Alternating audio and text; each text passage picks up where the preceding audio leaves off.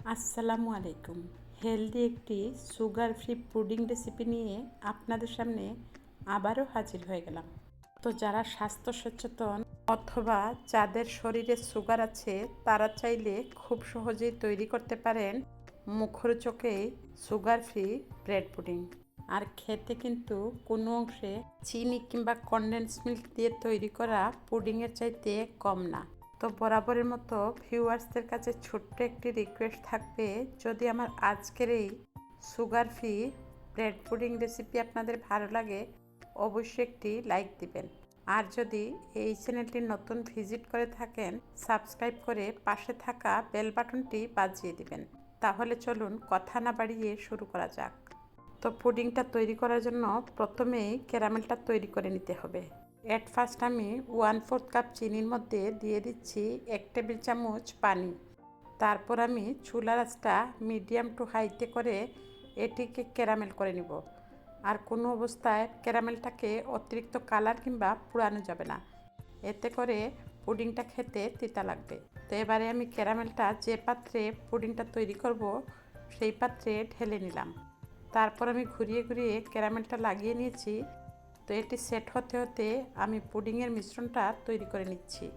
তো আজকের এই ব্রেড পুডিংটা আমি 3টি ডিম দিয়ে তৈরি করব, সেজন্য একটি বাটিতে 3টি ডিম ফাটিয়ে নিচ্ছি।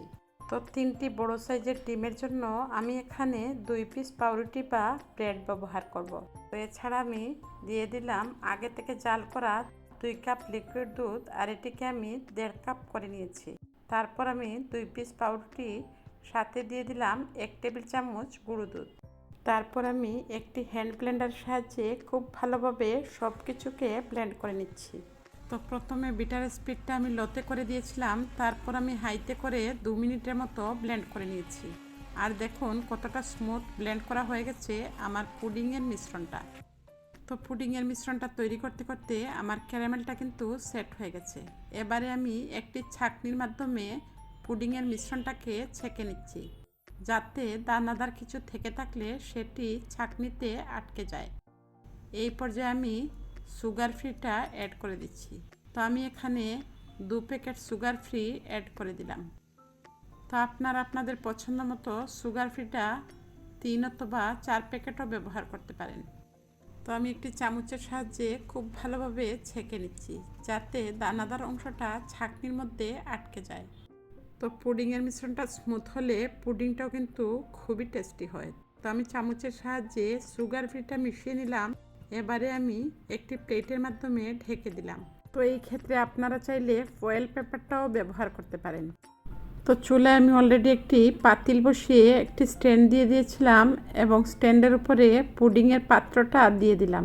তারপর আমি উপরে সেই প্লেটটা দিয়ে ঢেকে দিয়ে ঢাকনা দিয়ে ঢেকে দিয়েছিলাম 30 থেকে 35 মিনিটের মতো। তো ফিরে আসলাম 35 মিনিট পর।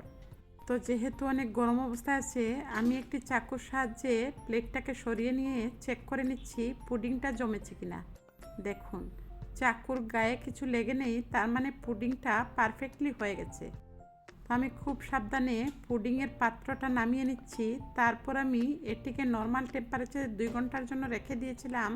এরপর ফ্রিজের নর্মাল পোর্শনে 2 ঘন্টার পর ফিরে আসলাম। আর আমরা সবাই জানি ঠান্ডা ঠান্ডা পুডিং কিংবা যে কোনো ডেজার্ট খেতে ভালো লাগে। তো আমি একটি চাকুর সাহায্যে সাইডটাকে ছাড়িয়ে নিলাম। তারপর যথারীতি প্লেটের মধ্যে পুডিংটাকে অ্যাড করে দিলাম। দেখুন ফাইনালি আমার পুডিংটা কিন্তু তৈরি হয়ে গেছে। আর কতটা সুন্দর কালার এসেছে ক্যারামেলের, আপনারা নিশ্চয়ই দেখেই বুঝতে পারছেন। এবারে আমি কেটে দেখিয়ে দিচ্ছি কতটা পারফেক্টভাবে পুডিংটা জমে গেছে। ফাইনালি চিনি ছাড়াও যে এত লোভনীয় পুডিং হতে পারে আপনারা তৈরি না করলে কিন্তু বুঝতে পারবেন না। আর অবশ্যই তৈরি করে কমেন্ট সেকশনে আমাকে ফিডব্যাক জানাতে ভুলবেন না। তো যাদের শরীরে সুগার আছে অথবা হেলথ কনসাস তারা কি পুডিং খাবেন না? অবশ্যই খাবেন। এইভাবে সুগার ফ্রি দিয়ে তৈরি করে খাবেন, খেতে কিন্তু কোনো অংশে চিনি দিয়ে তৈরি করা পুডিংয়ের চাইতে কম হবে না। তো আশা করছি বরাবরের মতো আমার আজকের এই সুগার ফ্রি ব্রেড পুডিং আপনাদের খুব বেশি ভালো লেগেছে। তো এইরকম হেলদি, মুখরোচক এবং ইউনিক রেসিপি পেতে অবশ্যই আমার চ্যানেলটিকে সাবস্ক্রাইব করে পাশে থাকার অনুরোধ রইল। তো দেখা হচ্ছে নেক্সট এপিসোডে। আজকের মতো বিদায় নিচ্ছি। আল্লাহ হাফেজ। আসসালামু আলাইকুম।